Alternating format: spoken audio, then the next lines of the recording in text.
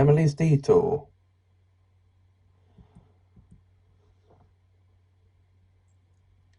Obviously, it's by me. Emily Van Gero was an adventurous young woman of 19 who loved taking new routes and detours from to and from places. It had been this way for her since she was a little girl, and her dad would often take detours home from places like work, the city centre, his sister's house, and indeed everywhere he went. And more often than not, she'd go with him for these adventures. That was when she was around 5 years old or so. And here she was now, 14 years after the start of those adventures, and the first detour she ever joined him on took place shortly after her 5th birthday. She only turned 19 3 days earlier, and she was in her car driving home from university when she had to stop at a red light. She said to herself thoughtfully. What if I went that way home? She said as she drove on. She decided to take the detour without a moment's hesitation. And as she did, she found herself driving through a rural landscape. I wasn't expecting this, she said to herself as she drove on and on and on. One thing she thought was strange about this woodland road was that there wasn't a single person in sight. A little further in, she felt a tingling sensation down her spine, which made her hair stand on end, brushing it off as goosebumps. Where is everybody? She asked out loud as she wondered what the deal was with such a beautiful landscape not being populated or visited by anyone except her. She eventually decided to stop and have a rest, but thought it wouldn't be wise to stop for long before moving on with her journey.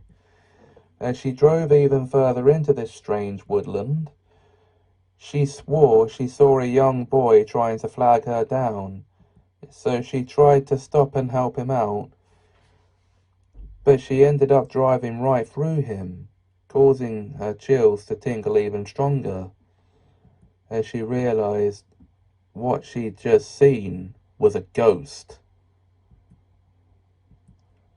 Did that ghost boy just flag me down?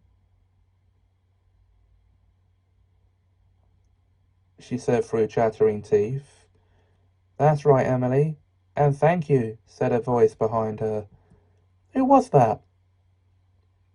She asked as she looked in the rearview mirror. She saw the same apparition sitting in the back seat of her car.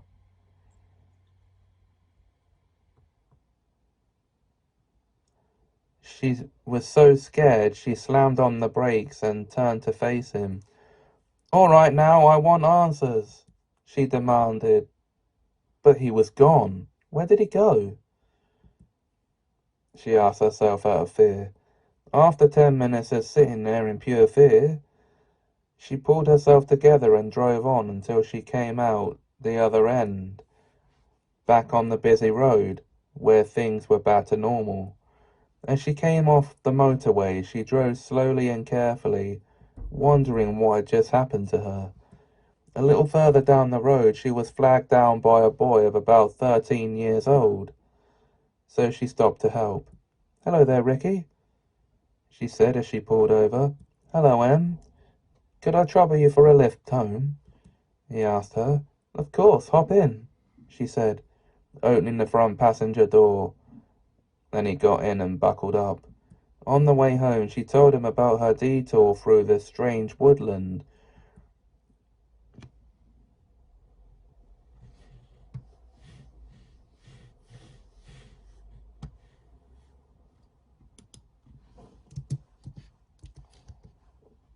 Where she was stopped by a ghost, which was her worst fear. Oh, I see, you took a detour through the forest of fear, where everyone meets their worst fears. For you, it's ghosts.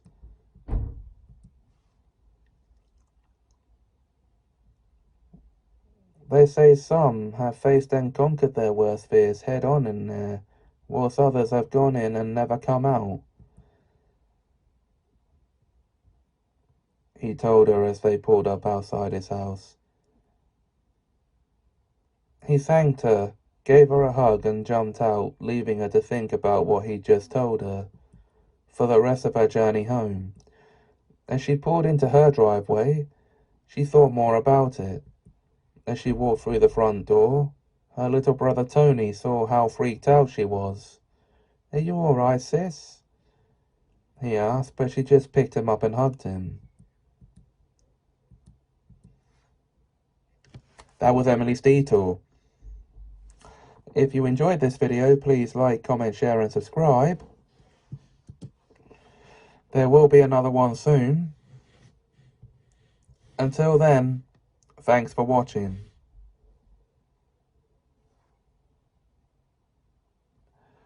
And have a Semajical time.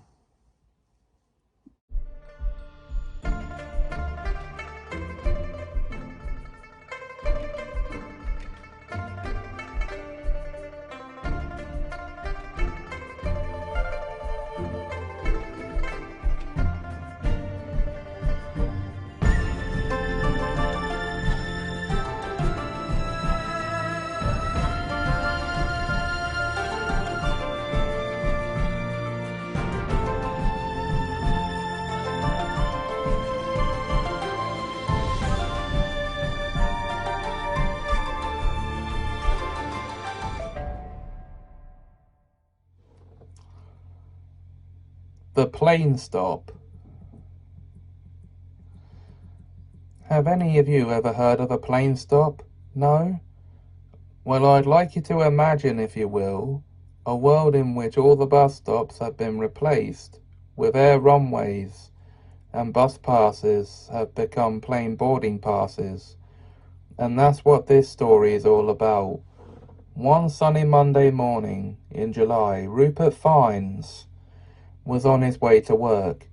As he worked in the city, he needed to board a plane there, so he walked down to the nearest plane stop and showed his boarding pass and business card to check in to get his seat in business class.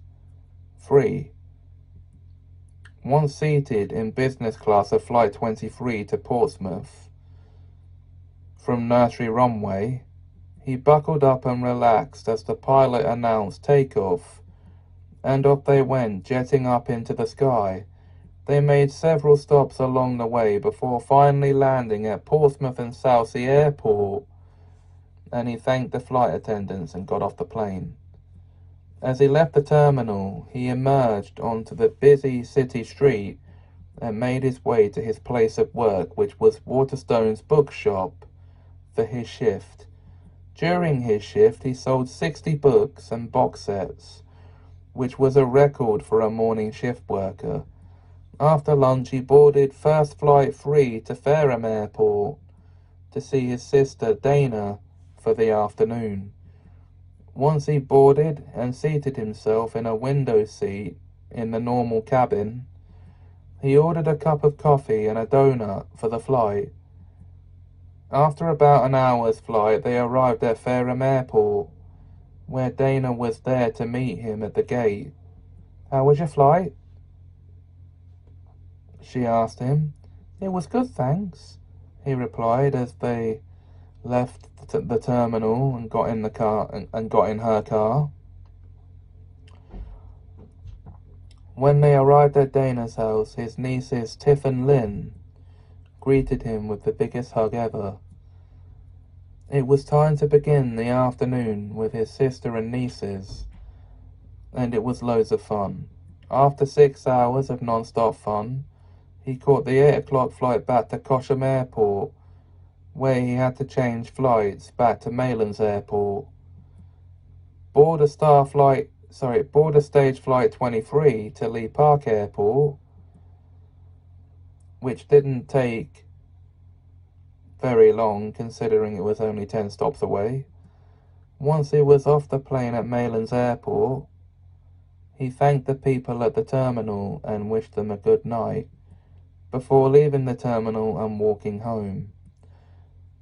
His day had been very eventful and he was tired.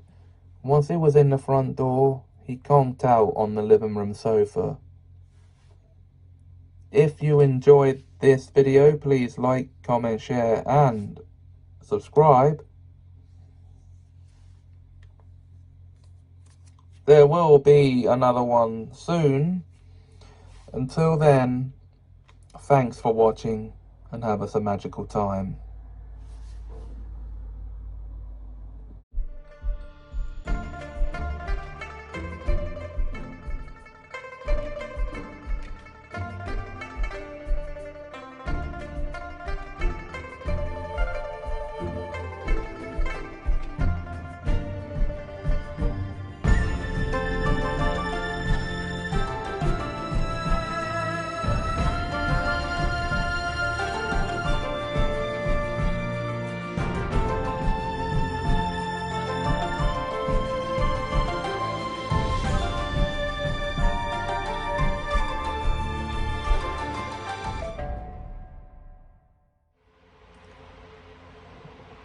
The Prodigy, An Amazing World Tale by me. Dirk Vigilance was only 5 years old and very unusual for a boy his age, as this was the age he and his parents, Oliver and Olivia, first discovered his sudden talent for writing, which surprised them all. "Our little boy is a very special child," said Olivia proudly. Oliver decided it was time he put that talent to good use, so he bought him a computer, which he took to straight away. Within the next 3 weeks, Dirk had written a collection of more than 20 short stories, each way more compelling than the last. In September, just before he started school, his short story collection was sent to a publisher who summoned them to his office for a chat about his stories. The publisher, Mr. Ash Booker, was very impressed with Dirk's ability to write before he'd even learned how to read, write, or spell. "My dear boy, you've got real talent. You're what we in this business call a prodigy," he told him, which made Oliver and Olivia smile. Ash then handed Dirk a check for the publishing rights to his book and every book he ever wrote, offering to personally publish it. It was a £60,000 check, and Dirk accepted it without question. Oliver took him to bank the check into his own high-security bank account, which he and Olivia were going to help maintain, as well as managing his writing career. Over the next 12 months, they accompanied him on his first world book tour to promote the book's release worldwide. He was now 6 years old and a published author, as he received the initial copy of his book and immediately sat down to read it. This news soon caught the attention of 3 major universities, each offering him a place in their writing and languages programs, and he chose to accept his place in Oxford's languages program for the next 3 years. In September, he entered Oxford for the first time and was blown away by how big it was, but he settled in straight away. The staff and students were amazed when he told them he was only 6 and was already in university. The next 3 years seemed to fly by like they'd never even started, and he was soon graduating with a first-class honours degree at the age of just 9 years old. The youngest graduate to ever be awarded a degree from one of Britain's top universities. Over this time, he used his leisure time to write his first adventure novel, which he'd already sent off to Ash for publishing. He said it was to be the first in a series of 20 novels set in a fantasy land called Heraclina, and couldn't wait to hear back. He heard back within 10 days, and his book was in the early stages of publishing. Before he knew it, he was off to the he was off on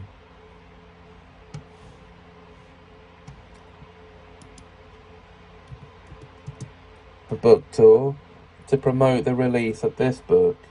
Upon his return the following September, he received the initial copy of this book, the Heraclean Chronicles Book 1, The Strenuous Labours of Heracles, and sat down to start reading. It was so good he couldn't put it down, and finished it in 2 weeks, despite it being over 2,000 pages long and 65 chapters. After this, he immediately began working on the second novel in the series. By the time he was 21, he'd completed the first era of Heraclean Chronicles books, and was starting to work that should be on the second era, the 11th book, which was to be set over 3,000 years after the previous book. Of the 10 books he'd written so far, his favourite was the first, as it served as the origin story for the land that would become known as Heraclea. By the time he was 47, he'd published the final book of the epic saga, and was ready for a well-earned break from writing to rest his brain and his hands. If you enjoyed this story, please like, comment, share and subscribe. There will be another one soon. Until then, thanks for watching and have a Semajical time.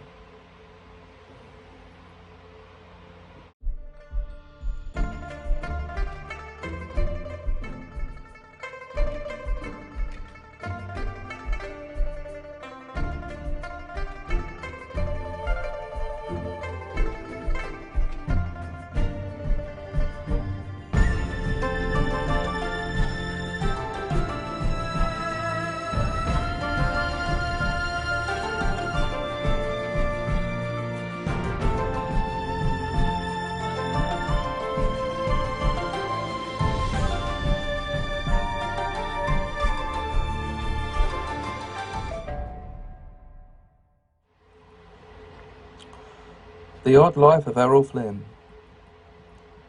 On the 25th of October 1834, Lord and Lady Flynn were proud new parents to their son, Errol, who was born under rare circumstances, which was highly unusual for the time. London was a big place to raise a child, and in years to come, they would learn just how rare and unusual the circumstances of Errol's birth were. In 1837, they were invited to witness the coronation of the new Queen of England, Victoria, which was a wonderful ceremony. In 1839, Errol was playing out on the green, as they'd moved to a town outside London the year before.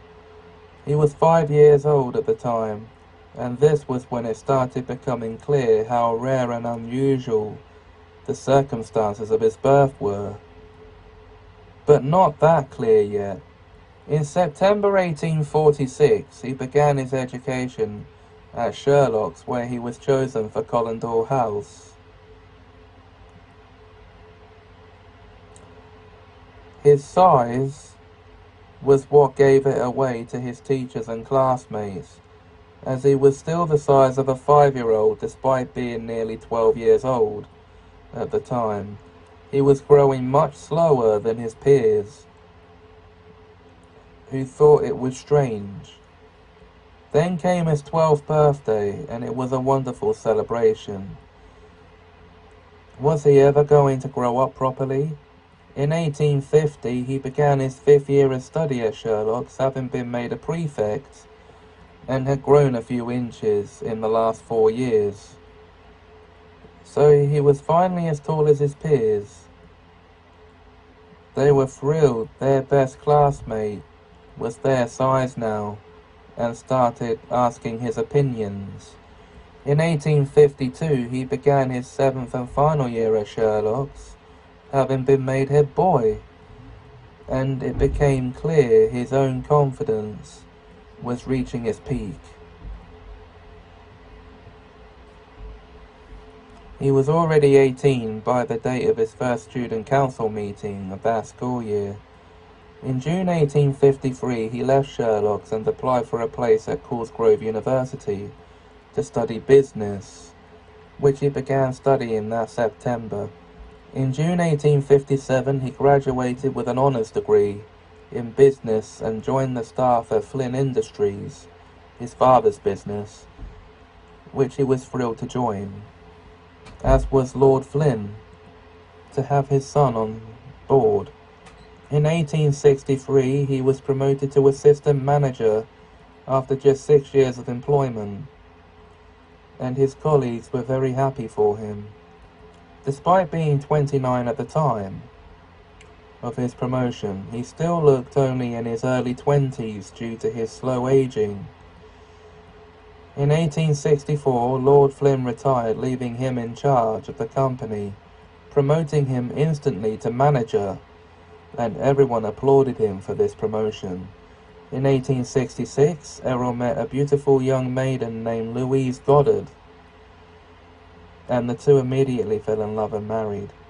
In 1867, Errol became a first-time father to a daughter, Elsie. They loved her to pieces and wanted the best for her. In 1869, he became a father to their second child, a son, Jacob, who they loved to pieces and wanted the best for him also. In 1871, Lord and Lady Flynn were killed in a mugging rescue gone wrong. This meant Errol had inherited everything in the will, meaning he now owned Flynn Industries and was now Lord of Flynn Manor, and the title of Lady had transferred to Louise, and they moved into Flynn Manor and brought in a nanny to help raise their children. In 1878, they watched proudly as Elsie went off to Miss Norma's Academy for Girls for the first time, as girls were not permitted at Sherlock's at this time. "She'll be fine, dear," Louise assured him. "I know she will, honey," he replied. In 1880, it was time to see Jacob off on the train to Sherlock's for the first time.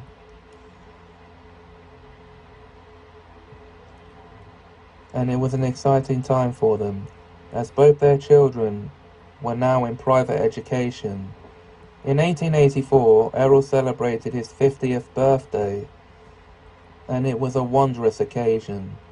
All of this despite his still very youthful appearance. In 1886, tragedy struck, as Louise fell ill and passed away within days of falling ill, leading the family into a fit of severe depression. In 1892, Errol was running a check through his family's medical records when he learned of Louise's genetic condition, which caused her untimely demise 6 years earlier. It was a genetic defect that led to her death. In 1894, Errol celebrated his 60th birthday, and his children threw him a massive party to celebrate. In 1895, he attended the wedding of his daughter Elsie to her boyfriend Ted Smith, and it was a gorgeous ceremony. In 1896, he attended both the wedding of his son Jacob to his girlfriend Nancy Stone, and the birth of his grandson Hugo Smith, son of Elsie and Ted.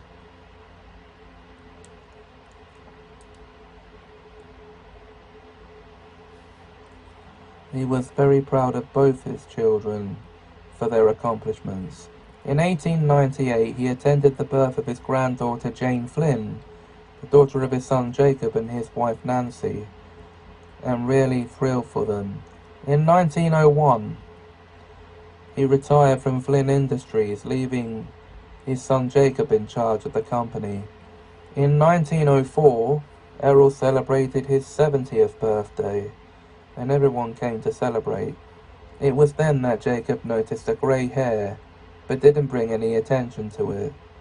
In 1912, the family witnessed the launch of the RMS Titanic, not knowing of the tragedy that was about to befall it. In 1914, Errol celebrated his 80th birthday, and he was proud to have made it through life to be an octogenarian. Even his children and grandchildren were amazed by it. This was also the year the war started. In 1918, the war ended, and he was awarded an OBE by the king at the time. He turned 84 about 3 weeks before the war ended. In 1923, he became a great-grandfather as Jane gave birth to a son named Errol after him. Although he was born out of wedlock, Errol still loved his great-grandson. In 1924, Errol Sr. celebrated his 90th birthday, and it was a glorious occasion. In 1929, businesses all over the world closed down due to a major crash in the stock market, but Flynn Industries was able to stay open somehow. In 1934, Errol Sr. celebrated his 100th birthday, and it was a marvelous occasion, as he couldn't be more grateful for his loving family.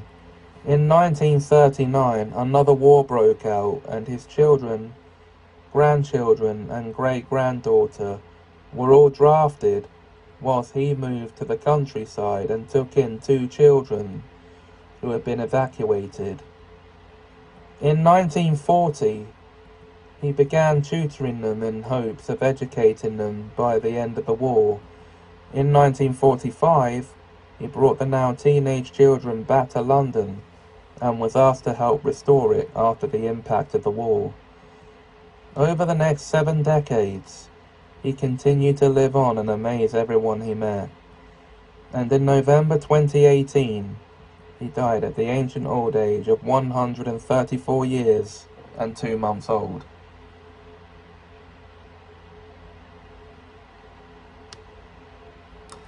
If you enjoyed this video, please like, comment, share and subscribe.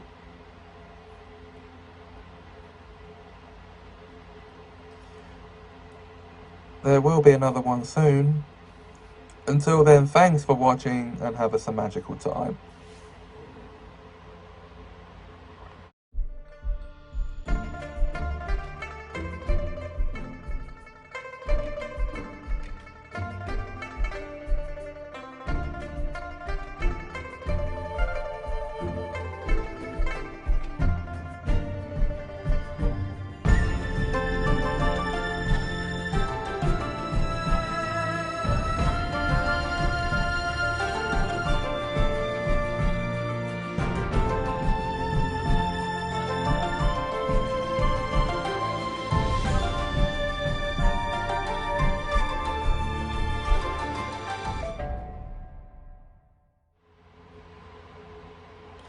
The Immortal Merlin.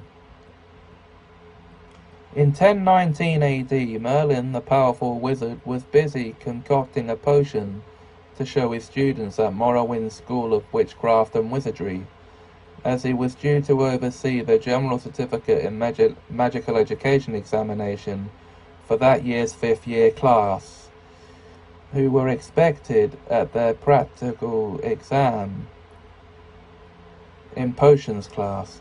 My students need to pass this exam with a triple gold grade to get into the advanced course in this subject, he said.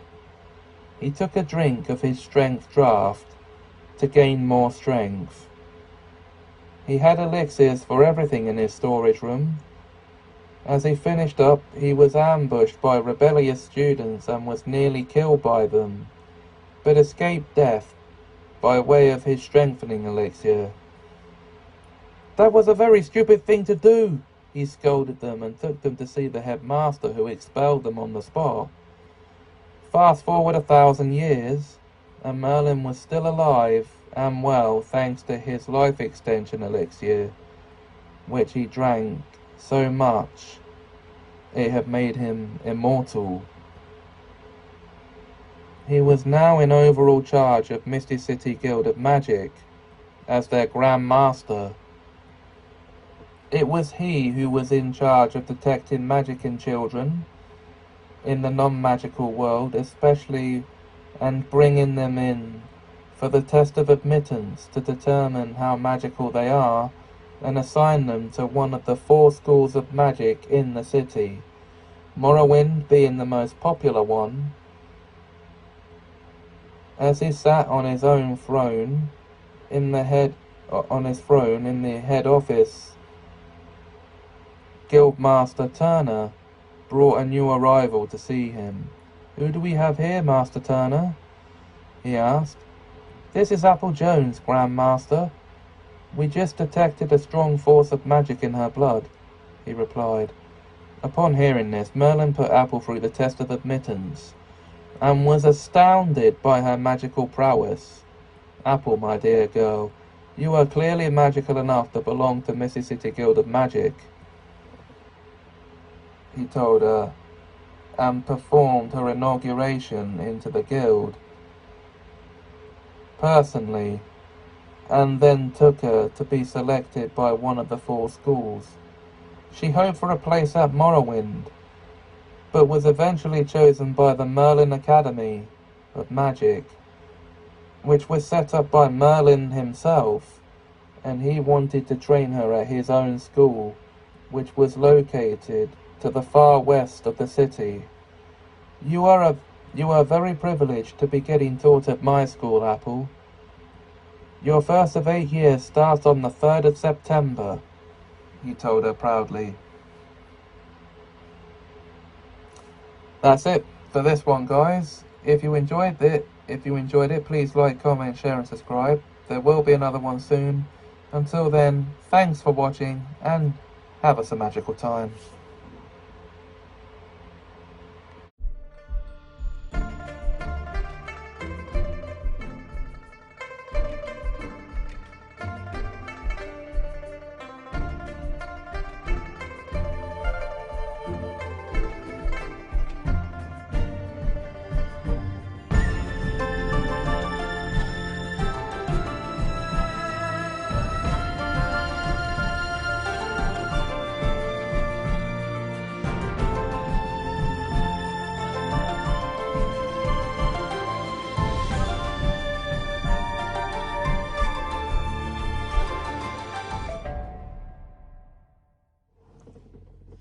Hey guys, and welcome back to the Amazing World anthology segment of Semajical Story Time.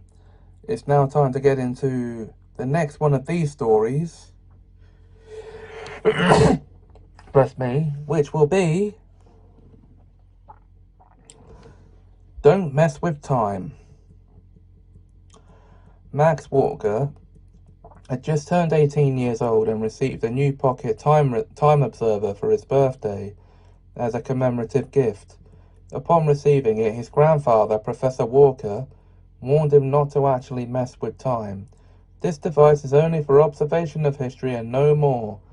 You must promise me you'll only use it to pop back for a few minutes for that reason," he urged him.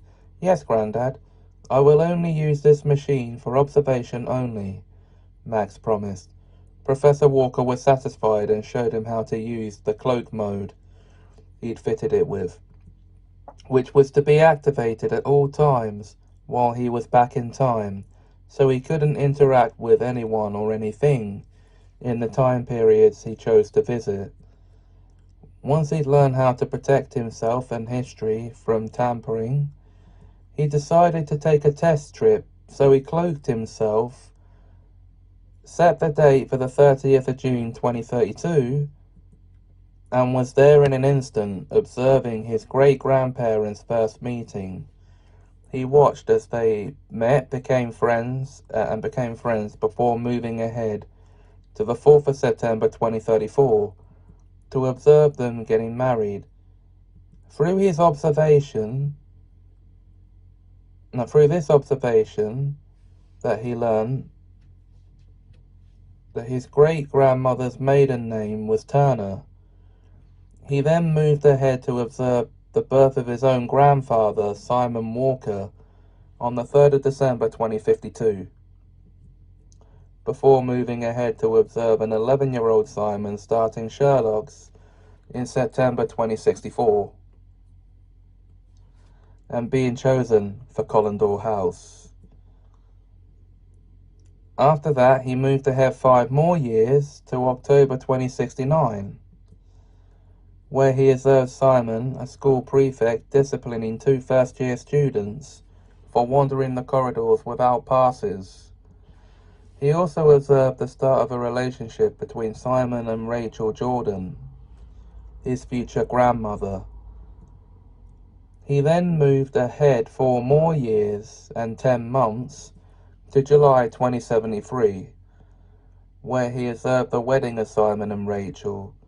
He then moved ahead another 12 years to observe the birth of, that should be his own father, Kingsley, in 2085, and then moved ahead to 2089 and observed the birth of Olivia Freeman, his future mother.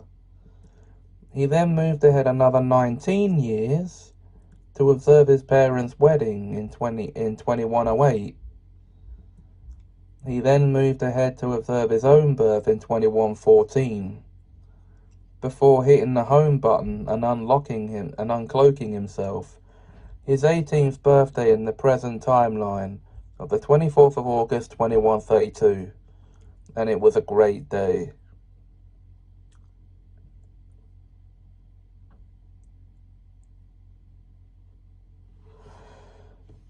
And I hope you thought that was a great story, because if you did, please like, comment, share and subscribe. There will be another one soon, but until then, thanks for watching and have some magical time.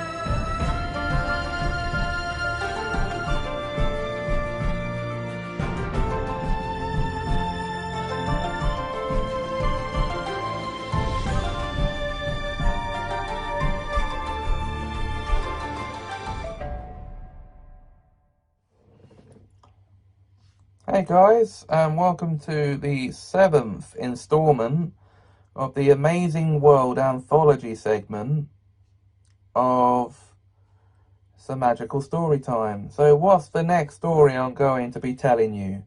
Well, it is, of course, Accused. Timmy Jones was a normal 10-year-old boy who lived with his parents and younger sister Miriam in central London. He loved spending time with them as much as hanging out with his friends. He had a good life until one day something happened that changed his young life forever. Ruined it, as a matter of fact, as the police turned up to arrest him. This confused him and his family as he was handcuffed in front of them. "Why are you arresting my son?" demanded his dad. "Timothy Jones, I'm arresting you for suspicion of murder. You do not have to say Murder? That's ridiculous. My little boy would never commit such a monstrous act," his mum yelled. "Release my son this minute," his dad demanded. That didn't work as the police finished reading him his rights and hauled him away. He now sat in the back of a police car on his way to jail for a crime he didn't commit. He was soon sitting in a jail cell at the police station. "But I didn't do it," he kept yelling out. "Your victim was Deborah Gray, and her family has lots of evidence against you," the officer told him. "And what evidence is that, I'd like to know?" he asked. "A bloody knife with your fingerprints on it, a bloody glove you left behind, and," the officer told him, "let me guess, a false confession," said Timmy as he looked at the note. "That proves I'm innocent. It isn't my handwriting. It looks like a 5-year-old wrote it, he said. No matter what Timmy told them, the police didn't believe him.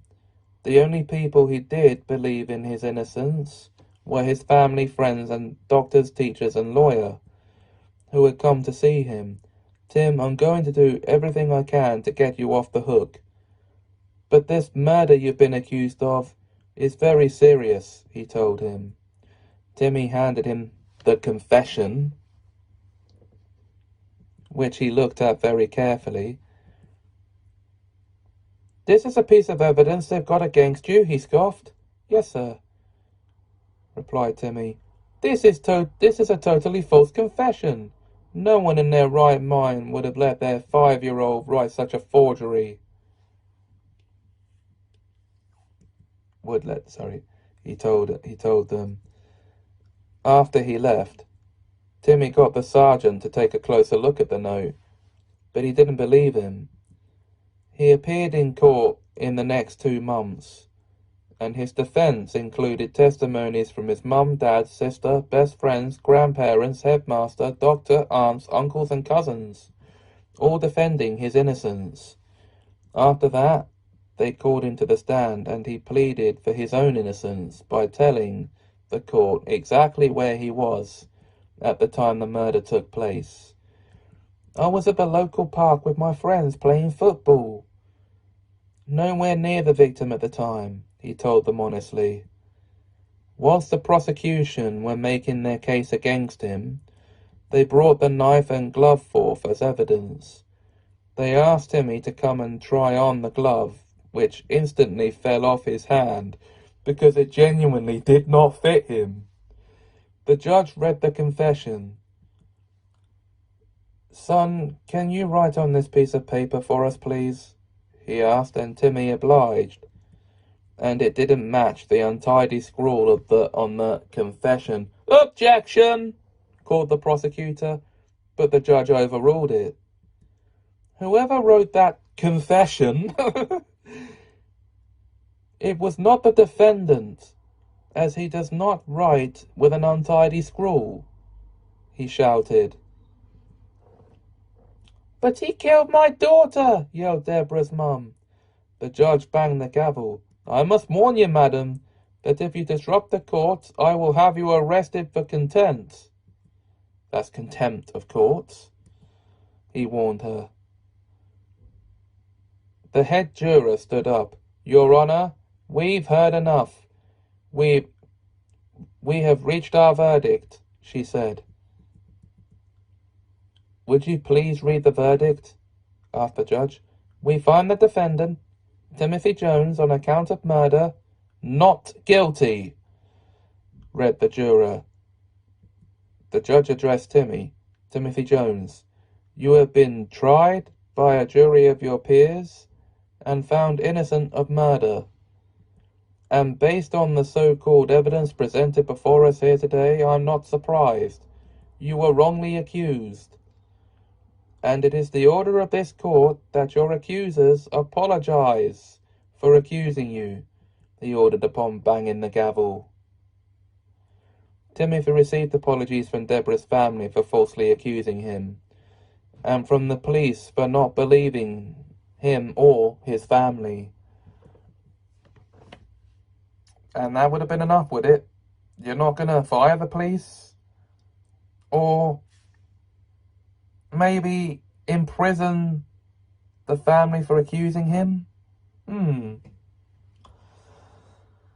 So, that was accused. If you enjoyed this video, please like, comment, share, and subscribe.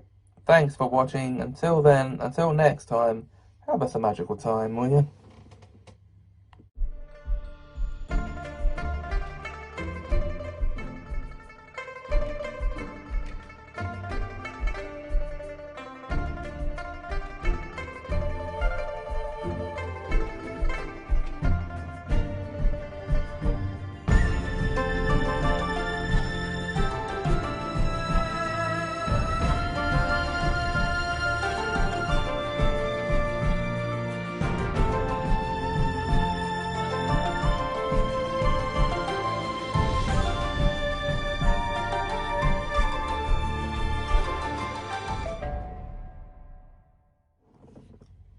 Hi guys, and welcome back to the Amazing World segment of Semajical Stories, where it's time for story number 7 or 8 in that franchise, mate, one of the two, in that category, and that would be Always 10. Madison West was in many ways a normal young woman of 33. Except since she turned 10, she'd remained the same in appearance due to a birth condition that caused her, that should be 2, stop aging at that age. This was strange because it meant she'd never be able to work or live on her own and always needed a carer to look after her. As a child, she wanted to be a nurse and be married with children of her own, but couldn't because of her condition. No, because her condition caused her to look like a 10-year-old for the rest of her life. Despite all of this, her puberty went well, and she at least sounded like a woman rather than a child. So she still aged internally and did as much housework as she could manage. Her care worker was a very kind and loving woman named Vicky Lane. She'd left school 17 years earlier with 5 GCSEs and graduated university with a first-class honours degree in theatre studies. Vicky took her to an Amdram group once a week on a Friday afternoon, which she really enjoyed and was already quite a bit higher ranking member of the group. Everyone was intrigued by her young appearance and very grown-up behaviour and outlook on life. She was often mistaken for a skiving 10-year-old and taken to school when found, but turned away because the schools all knew that despite her physical appearance, she was actually an adult. Here, however, she was recognised and treated as the woman she actually was. She needed Vicky because, due to her appearance and low muscle tone,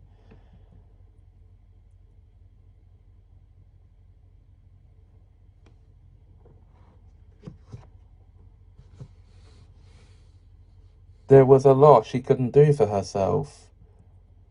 But she didn't ever think negatively about her special needs, as she couldn't stand it when those with special needs thought themselves to be inferior. "Don't you dare speak about yourself like that," she'd scold anyone like her who did think that way about themselves.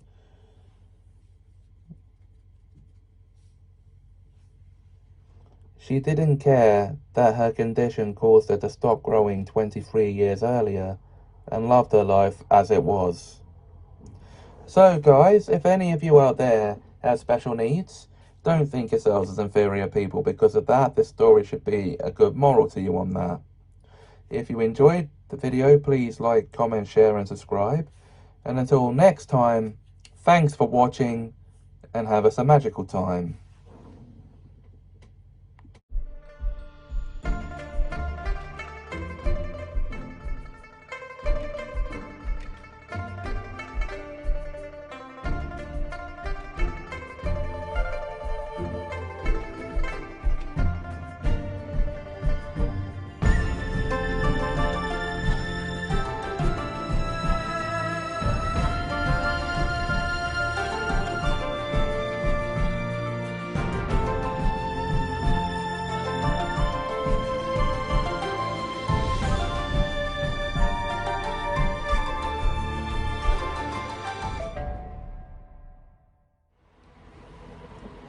The Naughty Princess. Princess Primrose was the daughter of King Roland the 110th and Queen Eve the 103rd of West Mayerville, the capital city of a country called Knoxylvania, which is located in the far north of Europe. She was 9 years old and behaved in a manner they didn't like, and very improperly for a princess. Primrose was a very naughty princess who outright refused to conform to anything considered proper for a princess. She had no sense of etiquette and good behaviour, and King Roland and Queen Eve were fed up with her naughty behaviour. Her nanny, Mrs. Vendergast, was at a loss for knowing what to do about her behaviour. She was trying to get her to pay attention to her royal tutor, Sir Adam Hughes, who was trying to train her in royal etiquette, and as usual wasn't getting anywhere. So she wasn't listening to him. "Will you please pay attention, your naughtiness?" he said angrily. "It's Highness, you fool! I'm a princess," she replied very rudely. Mrs. Vendergast was so shocked by this she smacked her on the wrist. "Primrose Mosley, you are so very rude and naughty. How dare you refuse to listen to Sir Adam and then speak to him like that?" she scolded. "I'm a princess and I don't apologize," replied Primrose rudely. "The way you behave, anyone would think you're another spoiled brat. You call yourself a princess? You certainly don't act one. That should be like one," Mrs. Pendergast scolded. Primrose just sat there pulling rude faces and making gestures that were not fitting for a princess. The news especially angered King Roland and Queen Eve, who, when they caught her at it, punished her with 2 months' worth of early bedtimes, and a month in the dungeons being treated like the criminal she acted. This sentence was given to her as a form of lesson in how criminal behavior would land her in jail if she was one of their subjects. If this didn't teach her the lesson they hoped it would, they'd have no choice but to send her to Baddington School for Naughty Children as a princess in disgrace.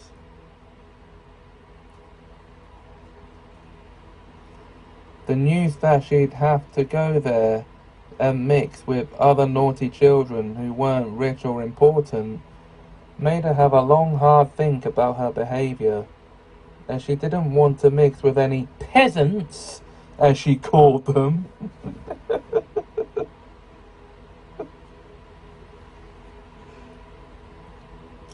It had worked, as she started regretting her behaviour and was released from her punishments before time was up.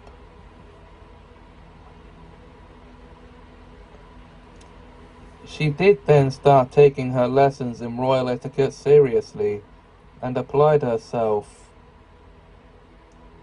to princess training very diligently. So that was a naughty princess, guys. I hope you enjoyed it. If you did, please like, comment, share, and subscribe. Until next time, thanks for watching, and have a magical time.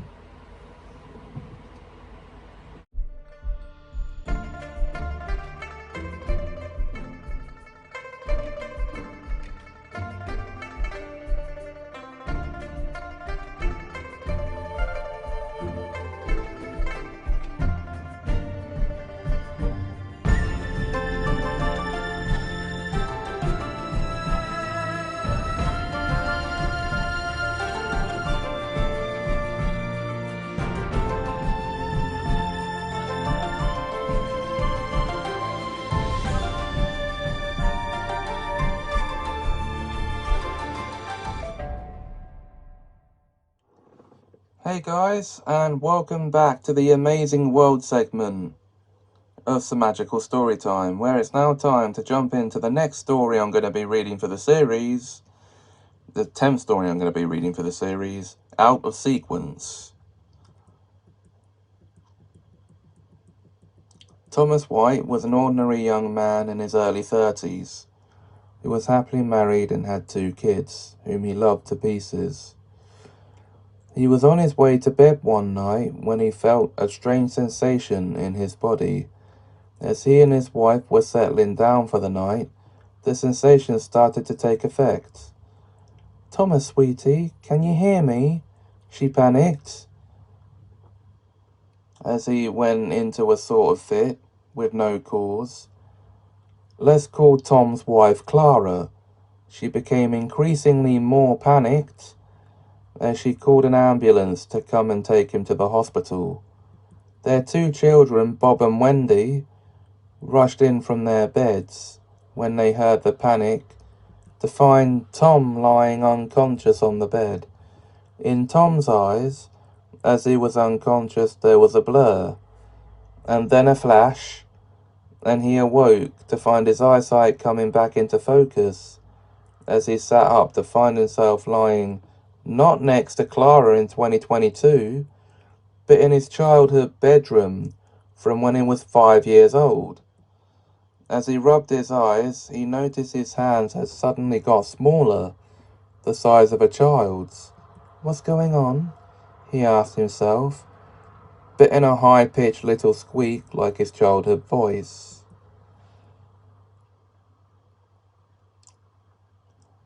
The door knocked and a young woman entered, kissed him good morning and opened his curtains. This young woman had sandy blonde hair and emerald green eyes, and was wearing a sequin dress. "Are you all right, baby?" she asked as she noticed the confused expression on his face.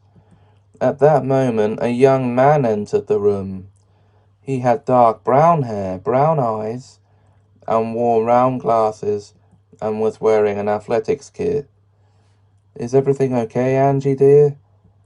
he asked. "I'm not sure, Tim. Tommy has woken up looking all confused this morning," replied Angie. Upon learning this young couple's names were Angie and Tim, and they called him Tommy, Tom realized with a jolt that the young couple standing in the doorway were his parents, and this was actually his old bedroom when he was 5. So this meant he was suddenly 5 years old instead of 32. He could have fallen asleep as a 32-year-old. Sorry, how could he have fallen asleep as a 32-year-old, a married man with kids of his own, and suddenly wake up as a 5-year-old boy? His parents helped him get up and dressed, while he tried to explain that he went to bed at the age of 32 and woke up suddenly as a 5-year-old.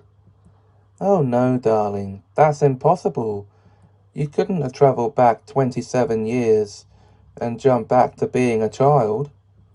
You're 5, and will be until your next birthday," Angie told him gently. "You have some imagination, son," said Tim. As they entered the kitchen for breakfast, Tom glanced at the wall calendar to discover it was now 1995 instead of 2022. He was shocked by this revelation and even more convinced of his backwards leap in time. But Angie and Tim,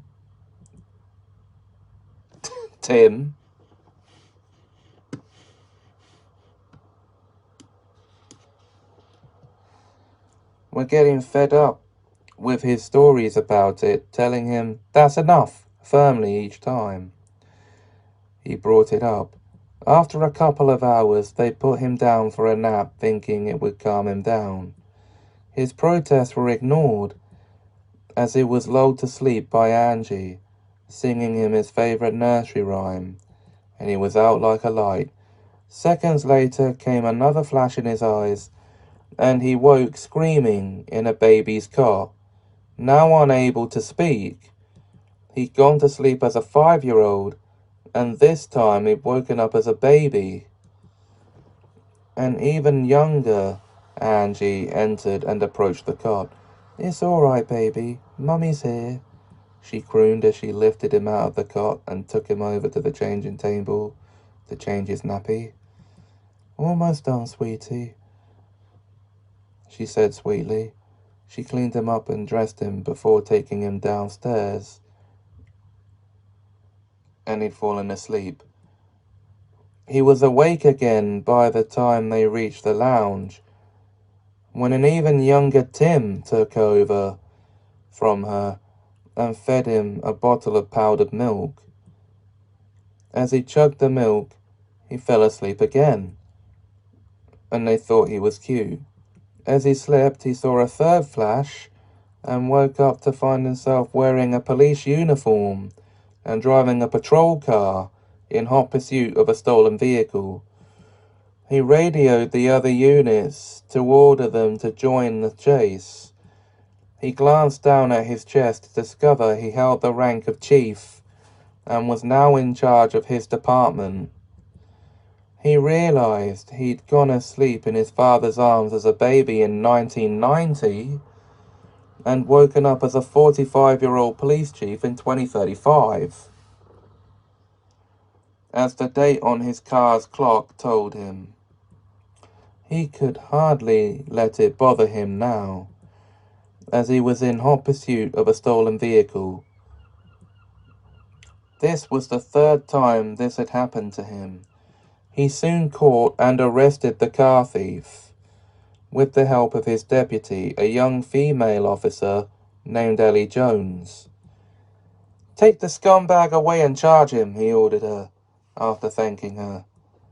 When he arrived home that evening, Clara ran into his arms and hugged him tightly with pride. As they sat down to dinner, they talked as a family, but he didn't bring the subject of his time-leaping adventures into conversation.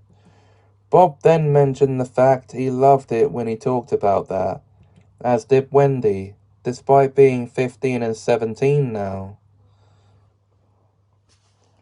They didn't think he was mad, but believed him about it and thought they knew why he was living his life out of sequence.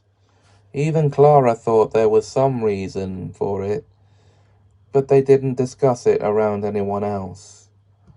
"What a family," he sighed, with an aura of thankfulness for their support. "But why does it only ever occur when you're sleeping?" she asked. "I wish I knew, honey, but I don't, I'm afraid," he replied. He started to feel drowsy and conked out at the table. After experiencing the flash a fourth time, he woke up to find himself back in bed with Clara 1 year into their engagement. That much was evident by the fact he looked in the mirror to find a young man of around 21 staring back at him, and a 19-year-old young woman answering to the name Clara Bandowitz standing behind him in the bathroom. He checked the date on his phone to learn it was the 8th of July 2016 instead of 2035.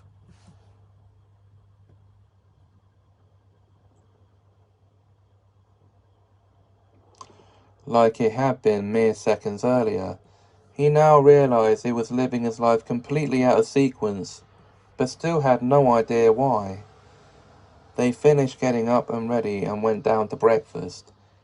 The post came and he received a letter inviting him to join the Coles Grove Police Academy, and he was ecstatic to be going into police training. Clara was excited for him too, as this was what he wanted to do with his life. Would this ever end for him? Living his life completely out of sequence, with no known cause? As he was out for his evening walk, he started to feel the sensation a fifth time, and saw a flash without falling asleep.